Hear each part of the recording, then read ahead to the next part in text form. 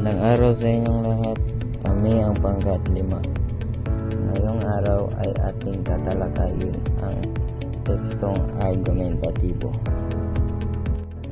Ano nga ba ang tekstong argumentatibo?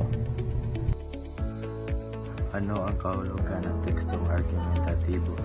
Ang tekstong argumentatibo ay isang uri ng teksto na ang pangunahing layunin ay makapaglahad ng katuwiran. Sa tekstong ito, ang manunulat ay kailangang maipagtanggol ang kanyang posisyon sa paksa o isyong pinag-uusapan.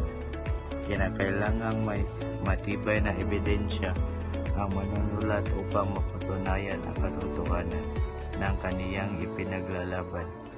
Ang ilan sa mga ebidensya na pwede niyang gamitin ay sariling karanasan, kasaysayan, kaugnayan ng mga literatura at resulta ng empirikal na pananaliksik. May dalawang elemento ang pangangatwiran. Ito ay mga propesyon at argumento. Propesyon.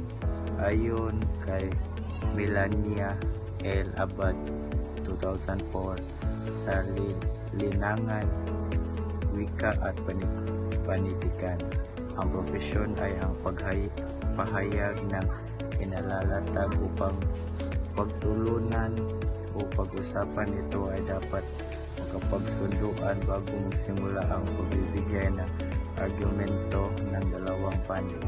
Kung walang itatakdang propesyon, magiging mahirap ang pangangatwiran sapagkat hindi magkakaisa sa mga batayan ng isyu ang dalawang panig. Argumento. Ang argumento ay ang pangalawang elemento ng pangangatuwiran. Ito ay ang pagpapahayag ng mga dahilan at ebidensya upang maipagtanggol ang katuwiran ng isang panig. Ang nangangatwiran ay kailangan may sapat na kaalaman sa propesyon upang makapaglahad ng mahusay na argumento. Ngayon naman, ating tuklasin ang gabay sa pagsulat ng tekstong argumentatibo. Mahalaga at napapanahon ang paksa. Ang pagpili ng paksa sa tekstong argumentatibo ay napakahalaga dahil dito iikot ang buong diskusyon. Kapag pumipili ng paksa, dapat isaalang-alang kung ito ba ay napapanahon sa mga isyu o kaganapan sa lipunan. Maikli ngunit malaman at malinaw sa tukoy. Sa unang talata, dapat ipaliwanag ng mabuti ng manunulat ang buong konsepto ng paksa sa pamamagitan ng pagtatalakay nito sa pagkalahatan. Makikita rin sa bahaging ito kung ang kahalagahan ng paksa at kung bakit kailangang makialam ng mambabasa sa nasabing issue. Malinaw at lohikal na transisyon sa pagitan ng mga bahagi ng teksto. Transisyon ang magpapatibay ng pundasyon ng isang teksto. Ito rin ang nagbibigay ng koneksyon sa pagitan ng mga kaisipan sa bawat talata. Kung walang lohikal na pagkakaayos ng kaisipan, maaring hindi makasunod ang mababasa sa argumento at hindi maging epektibo ang kabuuan ng teksto.